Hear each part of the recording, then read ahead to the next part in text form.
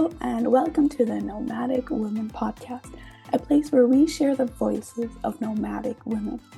We are on a mission, empowering women and showing the world that a life outside the box is possible and beautiful. There are so many different versions of nomadic living, stories that inspire us to dream, explore, and thrive. Listen in and let's learn and grow together. Hi, and welcome to the Nomadic Woman Podcast. This is the very first episode, and I am truly excited about this journey that we're all going to embark on together starting now. Today, I'm saying hello from Greece, where I've been lucky enough to spend the last 3 weeks. And as we all know, as a nomadic woman, the locations will change, so we'll see where this journey goes and all the locations that we will have people come onto this podcast from, and it will be a worldwide thing.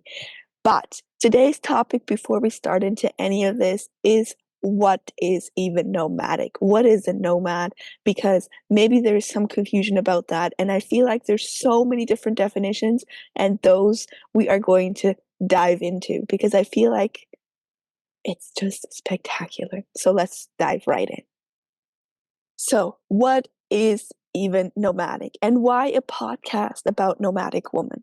To be honest, I feel like nomadic women voices or women voices in general should be heard so much more. And there's this huge stigma around solo traveler women. You get admired for traveling alone, but men who do it don't.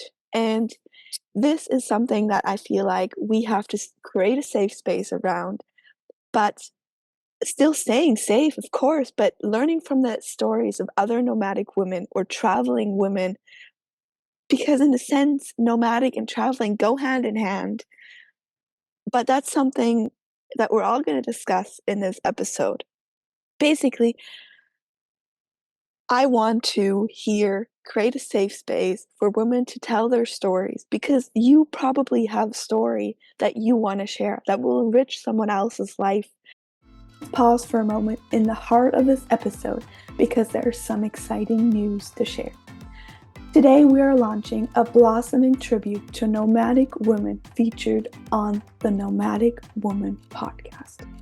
In celebration of each captivating interview, we're launching a retro-style t-shirt, which carry the names of our remarkable guests, a reminder of the voices that inspire us to explore, dream, and thrive. But here's the twist. It's not just any t-shirt. We'll plug a memorable quote from each of the guest interviews and add a few favorites and transform it into a delightful flower pun. Add a splash of vintage charm with watercolor hand-painted flowers. This way, with each and every step you take, let the stories of adventure, wisdom, and wanderlust guide you. It is more than just a t-shirt. It is a wearable testament to the spirit of blossoming adventure and empowerment that defines the Nomadic Women Podcast. These t-shirts are exclusively available on the Nomadic Women Podcast shop, hosted by Inkanotes, launching on May 9th.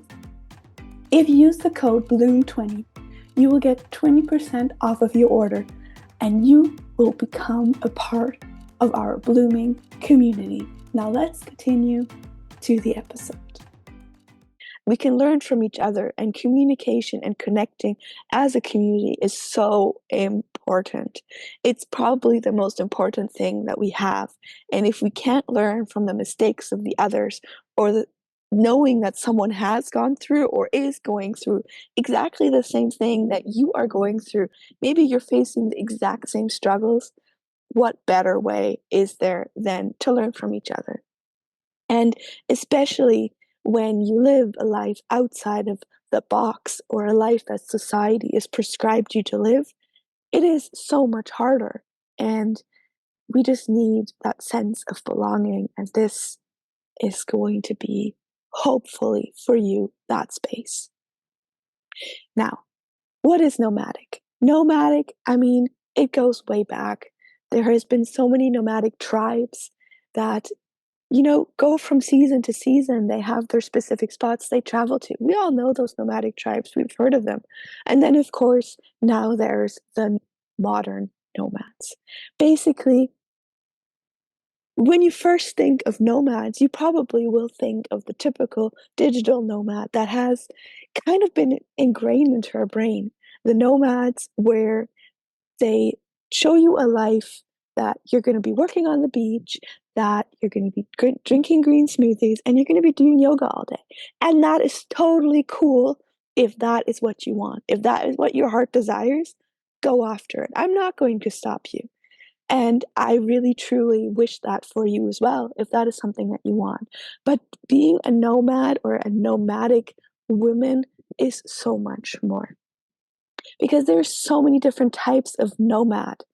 Let's say you have, for example, just as a general term, so basically there's so many different types of nomadic life. First, you have the digital nomads, then you have the van lifers, you have the expats, seasonal workers, and I'll call them the summer chasers.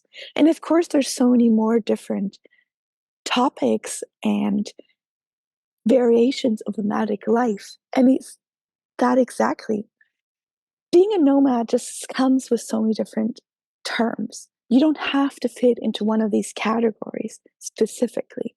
And while some, you know, enjoy working for a season, traveling for a chunk of time, and then working another season, because there's so many seasonal jobs, while others feel like they want to build up their own business or have some sort of remote work, working for a company that they can then live anywhere that they want. But each part of the things comes with challenges. Some might say seasonal workers, oh, okay, well, that's cool because you're actually in a place longer. You probably will feel more like a local. You're more integrated into the culture. While others say when you have building up your own time or your own business, you will have more time for your own things. And you can still integrate yourself into the culture and into the things. Basically, it all depends on what you want personally. If you are that type of person that wants an entrepreneur or pursue that, and there's going to be variations of exactly that. You're not going to be maybe just being doing seasonal work. You might not just be doing work online. And I mean, a van lifer, do you have to live in a van life full time? But this is where the whole definition, I think, comes a little bit out of context and out of box, is because you don't have to be permanently on the road to be a nomad. Even the nomadic settlements, that the nomadic tribes that have been doing it for so many years, they always stay in one location for a period of time and then move on.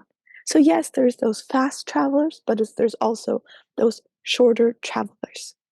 And let's look at back, even technically my great grandparents who worked in brick work, they migrated, they were migrant workers and going to the brickwork company and then returning home after the season. So even back then, even in, let's say, rural Germany, that was a thing because you might not have found work close to your home. So technically, the question is, are they a type of nomad or nomadic people as well?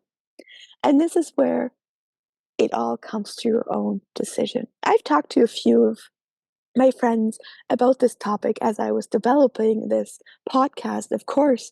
And Melanie, shout out to you. She basically says for her, a nomadic life is to the possibility to change easily where and how you live. Now, this is a very interesting fact to me because typically from society, we get told we need a certain amount of things. We need a sofa, we need a bed, we need furniture, we need all of these things. Which brings us down to the question, what do we really need in our life to make us happy? Yes, having a base and having a home base is a great thing. But Do you need it for yourself, or do you need it why society tells you? But it also brings a whole nother concept into it, because if you talk to a German buying a house, and if you talk to a Canadian buying a German buys a house to live in it for a lifetime. They will tell you, I want to get old here. A Canadian will tell you, oh, I'm buying that house to live in, and I don't care if I'm going to sell it in another 5 years. So even that switch, that just mental switch, has a totally different feel to it. Because technically, the Canadian has a lot more nomadic feeling in them as the German does, because the Canadian says, well, I'll just pack up my things and move. So how much are you willing to pack up and move? How much is that comfort of your home really yours?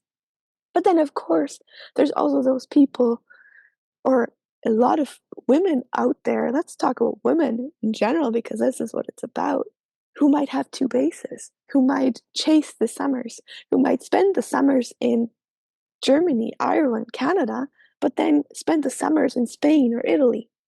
And so basically, or the winters there, to have more sun. Maybe maybe you'll go as far as South Africa and